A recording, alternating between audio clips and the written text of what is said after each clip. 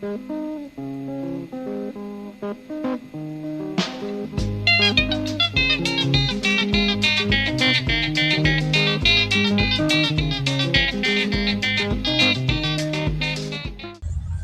pa October 1967, gulu loyamba limene Kamuzu analitcha kuti ma rebels lakanika mission yawo yogwesa Kamuzu banda kumchonsa pa mpando chifukwa anakumudwitsa. Nkhondo imene adamenyera limodzi ya independence si zimene amachita. Anataya kunja chinthuchi anatenga ngati ndi chake. Ndiye kagulu kameneka kadapangana kuti tikuchotsani ndithu. Zimene tikhoza zifanizira nkhani yokhoza kuti chubu chopopa ndekha sichingandivute kuphwesa. Ndiye azibambo amenewa YATUTA CHISIZA ndi azinzawo anayambapo. Tinaona pa October 2, 1967 nkhondo ku Mwanza War. Dzina langa ndi Evans Motola, ndikulandireni ku programu ya Ndale mbuyomu. Tikuona Ndale makamaka zinthu zingapo zochititsa chidwi zimene zinachitika mu ulamuliro wa Kamuzu banda. Ine ndili ndi mzanga uyu John Somera amene ali pakamera, ndipo mlendo wathu ndi John Gunde. Ndikulandireni ku sabata izi. Zikomo kwambiri. YATUTA CHISIZA ndi azinzawo ena aphedwa. Yes. Matupi awo atengedwa kupita ku chipata cha gulupu. Ku gulupu. Inde. Anthu azikaona. Wina aliyense panga masewera ndithana nanu. Aona zimene aona achisiza komanso ndamahimba ndazinzawo. Chinali cha manyazi. Chinezo chititsa manyazi kwambiri. China imene imapanga sponsor zonsezi. Inachilandira bwanji nkhani imeneyi? Palibe chimene chikanachitika chimene dziko la China likanapanga. Chifukwa dziko la China silimene linatuma achina YATUTA CHISIZA. Achina YATUTA CHISIZA anabwera kudzalimbana ndi Dr. Banda. Only kuti they were just trained by the Chinese. Ndiye palibe chimene dziko la China likanapanga ngati kuti gulu la achina YATUTA CHISIZA anachita kutumidwa ndi dziko la China. So it is wrong kunena kuti China sponsored YATUTA. Isanapange sponsor koma kuti they were only trained. Anango apanga ku modeli kuti mufuna maphunziro a usilikali tikuphunzitseni. That's what China did. Yeah, even zida zankhondo zimene anazigwiritsa ntchito sizinaonetse kuti anazilenga ku China. Akuti zinali zolembedwa ndi dzina kuti Czech Republic. Okay. Yeah. So mwina so zida zimene zilipo kuti zilazo mpaka na pano. Okay. Zimezi ku museum ya asilikali museum imene ili pansi pa asilikali dziko lino anakazisunga kumene. Okay. Chifukwa ndi imodzi mwa zinthu zimene tikhoza kuti ni mbali imodzi imene kupanga mbiri ya dziko la Malawi. Ndiye ndi zida zimene sanga kusunga kuli konse kuma ozisongawo ikhale museum ya asilikali. Ndithu. So kuchoka pamene patinanena mu sabata ija kuti kunabwera sono atati mpakati akubwera ndi lesoma. Yes. Kuti apitilize. Kuti iwe ndiye tikugwetsa. Yeah, ntchito ofuna kulimbana ndi Dr. Hastings Kamuzu banda. By that time where was atati mpakati? Atati mpakati analionena kuti amakhala malo osiyana-siyana, noti kuno ku Malawi. Nthawi zina amakhala ya mdziko la Mozambique, komanso ku Tanzania, ndi malo osiyana-siyana. Sanali munthu wamasewera. Ndikati munthu wamasewera sindinaza kuti wopsa mu njira ina, koma nkhani ya skulu. Anali munthu wophunzira. For by 1969 ndi pamene anali ndi masters in economics. 1969 ankuti atati mpakati ali ndi masters in economics. Komanso mene mafika by 1974-75 nkuti ali ndi PhD. Okay. So you can just imagine. So he was Dr. Atati mpakati. Anali tikamati Dr. Atati mpakati sikuti ndi udokotala longopatsidwa yayi. Koma kuti unali udokotala kuti wapita ku skulu. Zomwe zitaonapo boma lapita lija linakhazikitsa ndithu directive kuti amene anangopatsidwa udokotala osalowa mklasi chonde musamatchule kuti madokta. Asatayise nthawi. Ezona. Chifukwa sukulu mene ivotera muja udokotala basi kungobwera from nowhere. PhD ya research. Thesis yako ukaipanga defend pamaso pa maprofessor. Yes. Ndiye ungozamba tuko kwa kuti ndine dokotala, doctor chakuti. Yeah, I think mwina sizikhala bwino nthawi zina zikamatero. zimapepusa of course yamati ndiona potengera mwina ntchito yabwino imene munthu wayipanga komabe tikatengera ndi udokta umene munthu amautenga kuti you should have a PhD process yonse ya skulu, ndalama zimene umaononga ku skulu, tulo tumene umatisala, ma resources amene umagwiritsa ntchito for you to get that PhD. Si chinthu cha maswera koma tukamba za Atate mpakati kuti by 1974-75 by then ali ndi PhD chifukwa anaphunzira ku Sweden. Anali munthu kuti ophunzira kwambiri. Ndikukhulupirira kuti akanakhala kuti dziko la Malawi linamugwiritsa bwino ntchito pofuna kuthandiza dziko lino, bwezi tiona kuti dziko la Malawi lapindula zinthu zambiri kuchokera kwa Atate mpakati. Mwina nkutheka munakamba program yatha ija kuti first cabinet kunali ma genius. Yes. Should we say kuti leadership style ya KAMUZU inali yoti amafira insecure kuti zikuoneka ngati kuti uyu ndi wanzeru, uyu akhoza kutenga chinthuchi, akhoza kutenga chinthuchi ndapondeponda athawe awo. Mbali ine tikhoza kutero kuti Dr. Banda mwina samafuna any opposition. Amafuna kuti iyeyo voice yake ikhale ndimene idzipangitsa kuti dziko liziyenda. Ndifake imene makamba za cabinet crisis ija mudzapeza kuti chimodzi mwa zinthu zimene zinapangitsa inali nkhani kuti Dr. Banda could do things without consulting the cabinet. Meaning to say akamaona anthu ase aja amaona kuti ndi anthu oti iwo sangathe kumuuza chochita, kumene amene adzipereke ma directive kwa cabinet yake. Ndi mwinanso pena anali mantha kuti mwina anthuwa ndikamapanga konzati mwina pena akhoza kundibera shaini. Ndi bwino mwina ndipeze njira zina zofuna kupanga surprise opposition imene ikabwera kuchokera kwa anthu. So achina YATUTA tunena kuti chimene chimanyasa, chimene chidapangisa kuti agwetse KAMUZU chinali choti aukirana cabinet crisis, asemphana zochita. Uyu YATUTAyi uyu Atate chimene chimampangisa kuti ndipitiriza mission ni mugwetse chidali chani? Atate mpakati just very unfortunate kuti mbiri ya dziko lino pena pake imaoneka kuti sipanga recognize ntchito imene anthu ena anayigwira mdziko muno. Chifukwa Atate mpakati tikumuona chabwino mu 1974 kuti akupanga chipani cha Lesoma.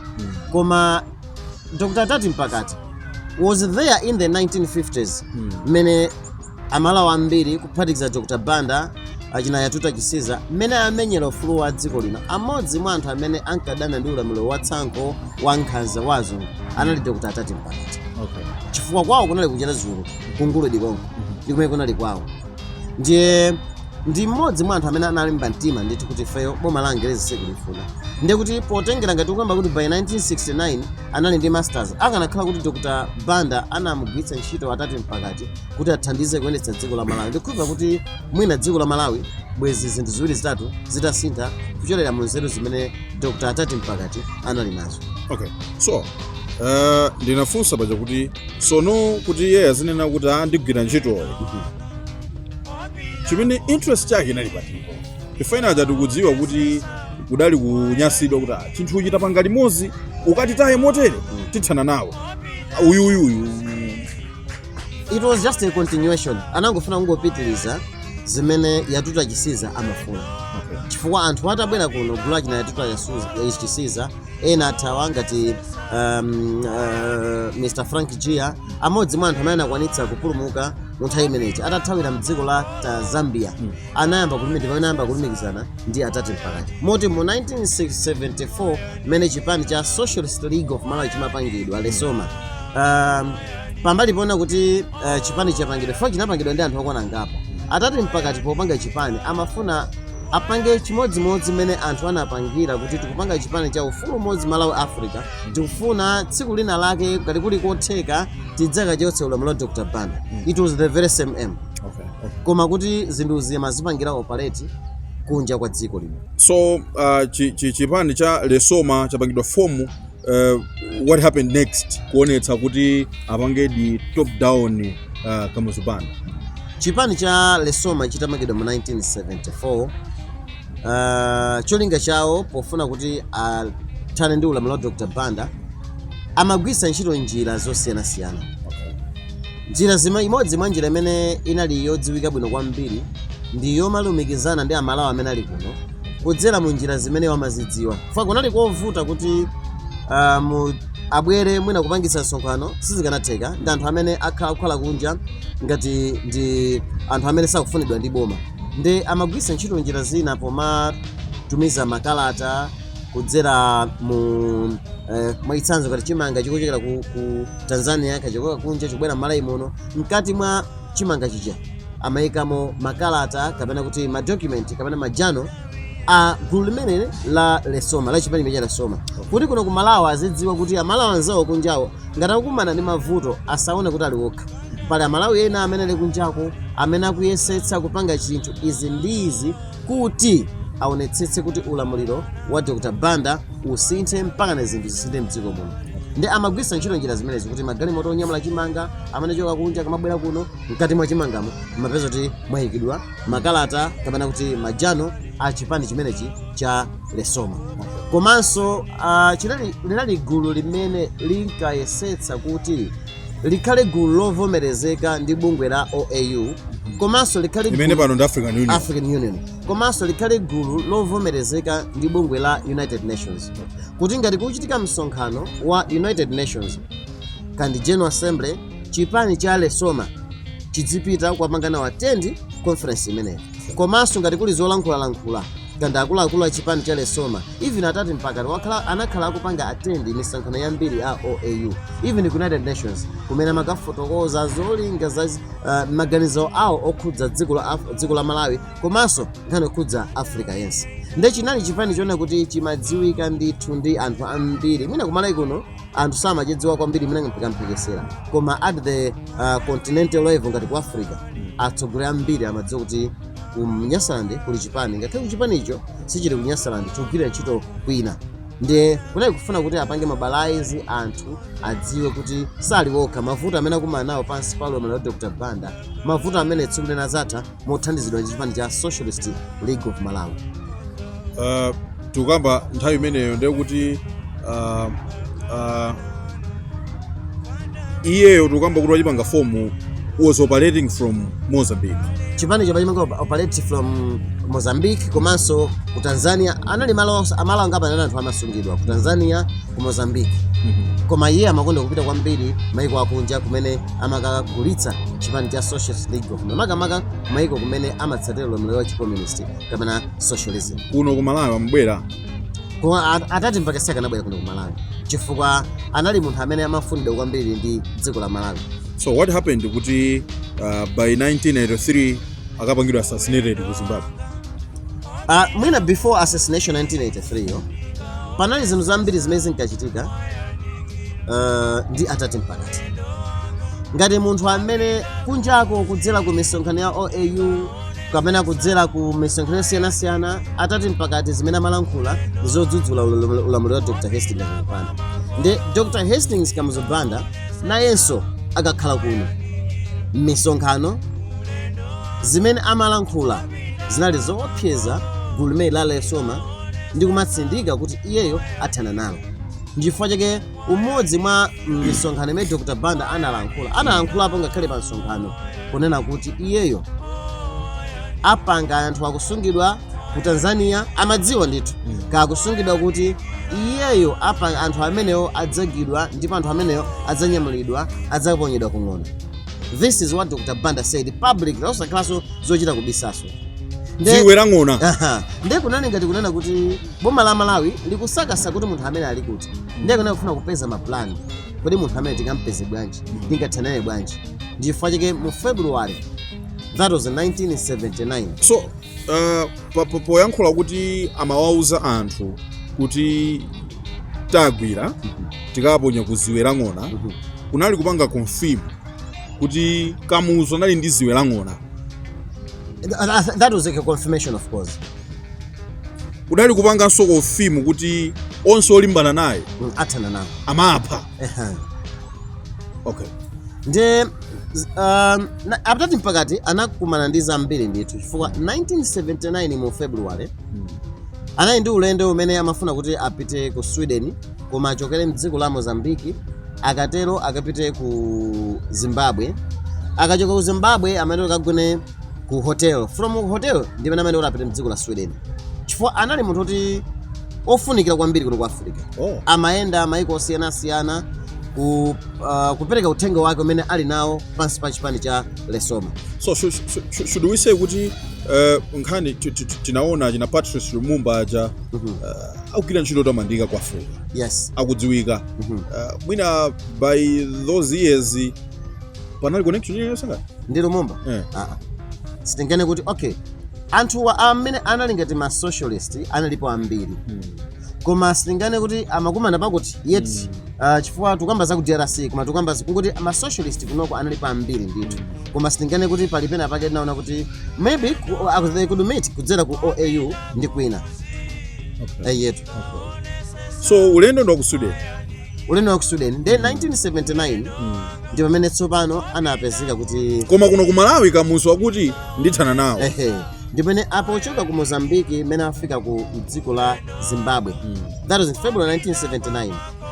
Okay, I should say not before that incident. Akuti ali ku Mozambique konko nekuti anadzalandira parcel. Okay? Parcel yo meti mandira makalata. Ndi atalandira parcel yo inali nena kuti mkati mwa kalatamo munacheredwa bomba. Kunja kuno anthu amapanga zinthu. The same kalata meti maidziwa parcel meti malandira ku post office iji. Not knowing kuti mu parcel iji ndimene mayikidwa chani kuti bomba. Ndi akuti mmene atati mpaka amatsegula parcel imene iji anabwera ndithu ngati mail poitsegula ndimene apeza kuti yaphulika. Ali ku Sweden? No, ali ku Mozambique. Mozambique, yes. Okay. Ndi ali ku Mozambique napeza kuti itaphulika manja ake dzala dzina zinaduka komanso pamimbapo anavulala ndi bomba limene. Ndipo atati mpaka anadziwa kuti maybe this assassination attempt sinachokerenso kwina koma imene yachokera ku dziko la Malawi pansi pa Dr. Banda. So how come akupangidwa assassinated ku dziko loti nkumene akubisa koma zimene akupangazo sakulimbana ndi dziko limene akulimbana ndi dziko lake? Okay, ndikunena kuti iye analandira mail. Okay, na mmene imene analandirayo inali yonena kuti ngati meti analandira kalata and sikuti amene amapanga assassinate ndi dziko la Mozambique. Ndikunena kuti iye maganizo mwa anadziwa kuti munthu kamasakedwa ndi wakuti umadziwa kuti chimene chandichitikirachi chachitika ifoti akundisaka ndi wakuti. Ndi iye anadziwa kuti zimene zachitikazi zachitika kuchokera ku boma la Malawi. Ndipo anatulutsa analankhula ndithu kulemba kalata kunena kuti chilichonse munganipange ine nothing will stop me. Palime ine chingatani kuti chingandilephetsa ine kupanga spread message imene ndili nayo. Komanso muononga ndalama za boma cholinga kuti muphe ine. Koma even if I die sikuti ndio kuti mwathana ndi mission imene tili nayo. Ndipo anakhala ndithu from 1979 imene zinachitika zimenezi somewhere in February mpaka natsopano imene zafika 1983 imene ndimene kuti 1983 ndimene tsopano amachoka ku Mozambique ulendo wake unapita ku Sweden koma makatulukira mdziko la Zimbabwe. Ndi ku Zimbabwe uku atafika mdziko la Zimbabwe anagona ku hotel inayoti Peckham Hotel. Ndi atagona ku hotel imeneyi mama wa pa 24 March 1983. 1979 survived the assassination. Ya bomba mumeo amene analandira. Wayankhulapo kenako by 1983 pangopita zaka 4 tsopano ku Zimbabwe.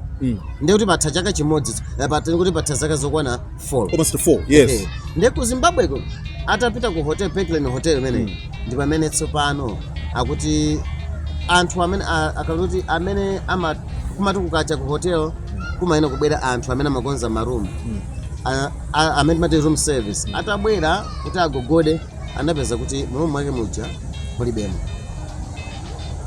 Ndipo atati mpakati anakapezeka ataponyedwa mphepete mwa msewu ku Zimbabwe komweko koma atafa ataomberedwa ndi zipepo zokwana 6.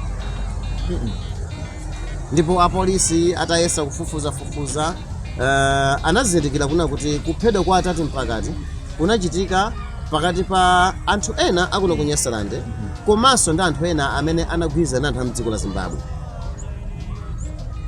Ndipo manda ake ataphedwa anayendedwa ndi anayendetsedwa mwambo wa chisefa anali Islamu ndipo anamayika mdziko la Zimbabwe lomwe woti manda ake mpaka na pano alipo ndithu. Okay. Yeah. Okay. So lesoma kunali maframe connection yawo inali modern. All these were political parties amene chonga chawo chinafuna kupanga top down ulamuliro wa Dr. Banda. Koma zipani zinaipo zosiyana-siyana komanso otsogolera makhala osiyana-siyana. Cholinga chawo ndi chimodzi. Zili ngati mmene zimakhalira kuna kulikonse kuti even not even pano even nthawi imeneyo vuto la kuno ku Africa pofuna kulimbana ndi utsogoleri wa umene simukufuna anthu amapanga zipani zosiyana-siyana. Koma zipani zinayi ndi cholinga chimodzi chofuna kuchotsa ulamuliro wa Dr. Banda. Okay. Yes. So zachitika zimenezi mission failed. Sanakwanise kunchosa Kamuzu. Yes. Alipo anapanga rise against Kamuzu. From that time palibe amene amayimba mtima. Okay. Yes. So in short ajina yatuta anakanika kupesa Kamuzu anawapha. Atatu anakanika anaphedwa.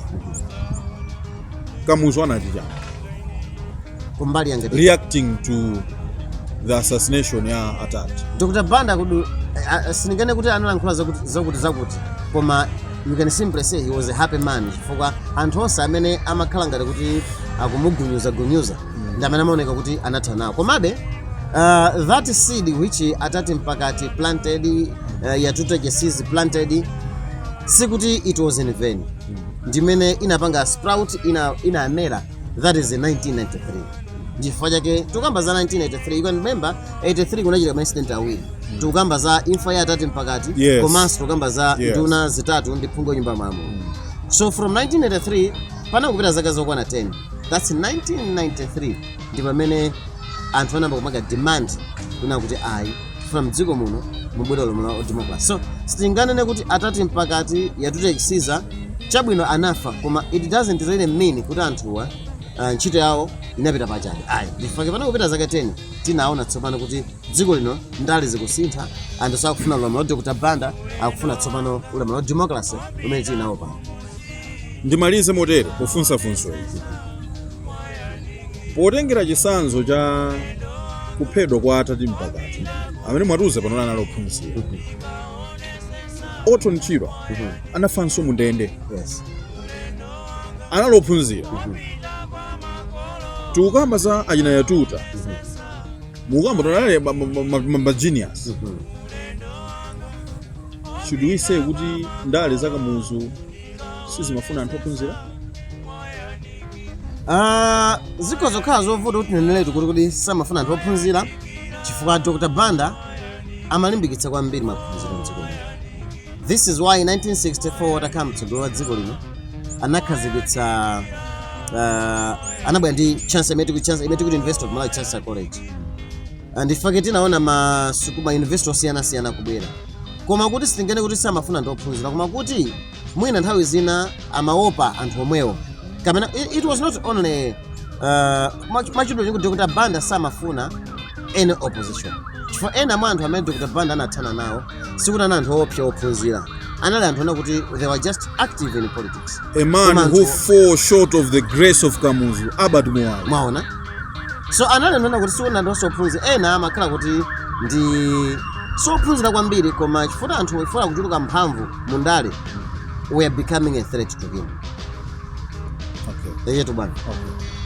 Ndikuyamikeni kwambiri kuti titakupemphani kuti tikhale limodzi lapasira Malawi zamanzawo komanso kutambasula pang'ono za Atatu mpakati fa anthu apanali connection. Yes. Munazichepetsa kuti tikhale limodzi. Zikomo kwambiri. Ndikuyamikeni kwambiri. Zikomo. Ndimene momene tafikira kumapeto ndi chigawo chimenechi cha program ya Ndale mbuyomu ine dzina langa ndi Evans Marola inali ndi John Gunda pakamera panali John Msomera ndipo takupatsirani programu kuchokera ku museum mu mzinda wa Blantyre tingoti mwaoma nonse.